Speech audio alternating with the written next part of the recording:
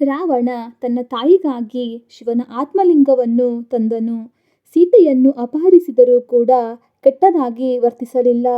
ಕರ್ಣನು ತನ್ನ ಆಶಯದಾತನಿಗಾಗಿ ತನ್ನ ಪ್ರಾಣವನ್ನೇ ಕೊಟ್ಟನು. ಅಷ್ಟೇ ಅಲ್ಲ, ಇತರರಿಗೂ ಅಂಗಾಂಗಗಳನ್ನು ನೀಡಿದನು. ಆದರೂ ಆ ಒಳ್ಳೆಯ ಗುಣ ಬೆಳಕಿಗೆ ಬರಲೇ ಇಲ್ಲ. ಹಾಗೆಯೇ ಪ್ರತಿಯೊಬ್ಬ ಮನುಷ್ಯನಲ್ಲಿಯೂ ಕೂಡ ಒಳ್ಳೆಯ ಗುಣಗಳು ಇದ್ದೇ ಇರುತ್ತವೆ ಸ್ನೇಹಿತರೆ. ಆದರೆ ಕೆಲವೊಮ್ಮೆ ಸಮಯ, ಪರಿಸ್ಥಿತಿ ಅವರನ್ನು ಕೆಟ್ಟವರನ್ನಾಗಿ ಮಾಡಿಸಿಬಿಡುತ್ತದೆ. ಜನಿಸಿದಾಗ ಮನುಷ್ಯನಿಗೆ ಶತ್ರುಗಳಾಗಲಿ ಮತ್ತು ಮಿತ್ರಗಳಾಗಲಿ ಇರುವುದಿಲ್ಲ. ಅವನ ವರ್ತನೆ ಮತ್ತು ವ್ಯಕ್ತಿತ್ವದ ಮೂಲಕ ಎಲ್ಲವೂ ಹುಟ್ಟಿಕೊಳ್ಳುತ್ತದೆ ಸ್ನೇಹಿತರೆ. ಮನುಷ್ಯನಲ್ಲಿರಬೇಕಾದ ಒಳ್ಳೆಯ ಗುಣಗಳು ಯಾವ್ಯಾವೆಲ್ಲ ಅಂದರೆ ಸ್ನೇಹಿತರೆ, ನಮ್ಮನ್ನು ನಂಬಿದವರಿಗೆ ಮೋಸ ಮಾಡಬಾರ್ದು ಸ್ನೇಹಿತರೆ. ನಮ್ಮ ಅವಶ್ಯಕತೆ ಇದೆ ಅಂತ ಗೊತ್ತಾದ ಮೇಲೆ ತಪ್ಪಿಸಿಕೊಂಡು ಓಡಾಡಬಾರ್ದು ಸ್ನೇಹಿತರೆ. ನಮಗೆ ಸಹಾಯ ಮಾಡಿದವರನ್ನ ಎಂದಿಗೂ ಮರೆಯಬಾರ್ದು ಸ್ನೇಹಿತರೆ. ಆದರೆ ಈ ಜಗತ್ತು ಒಳ್ಳೆಯವರನ್ನು ಎಂದಿಗೂ ಒಳ್ಳೆಯವರು ಎಂದು ಹೇಳುವುದಿಲ್ಲ.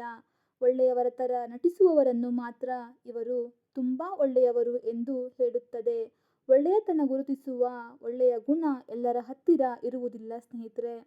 ಇನ್ನೊಂದು ಮಾತು ಸ್ನೇಹಿತರೆ, ಹಾಕುವ ಬಟ್ಟೆ ನೋಡಿ ಸ್ನೇಹ ಮಾಡಬೇಡಿ, ಇರುವ ಹಣ ನೋಡಿ ಪ್ರೀತಿ ಮಾಡಬೇಡಿ, ಮಾಸುವ ಸೌಂದರ್ಯಕ್ಕೆ ಮರುಳಾಗಬೇಡಿ. ಯಾಕಂದರೆ ಯಾವುದೂ ಶಾಶ್ವತವಲ್ಲ. ಒಳ್ಳೆಯ ಗುಣ ನಾವು ಬಳಸುವ ವಸ್ತುಗಳಲ್ಲಿ ಇರುವುದಿಲ್ಲ, ನಮ್ಮ ಮನಸ್ಸಿನಲ್ಲಿರುತ್ತದೆ ಸ್ನೇಹಿತರೆ.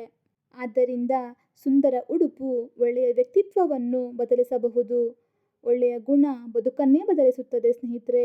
ನೀನು ಮಲಗಿದ ಹಾಸಿಗೆ ನಿನ್ನನ್ನು ಅಸಹ್ಯಪಡುವ ಮುನ್ನ ಆಲಸ್ಯವನ್ನು ಬಿಡು ಸ್ನೇಹಿತರೆ. ಕನ್ನಡಿ ನಿನ್ನನ್ನು ಪ್ರಶ್ನಿಸುವ ಮುನ್ನ ಉತ್ತರ ಹುಡುಕು. ನೆರಳು ನಿನ್ನನ್ನು ಬಿಡುವ ಮುನ್ನ ಬೆಳಕಿಗೆ ಬಾ.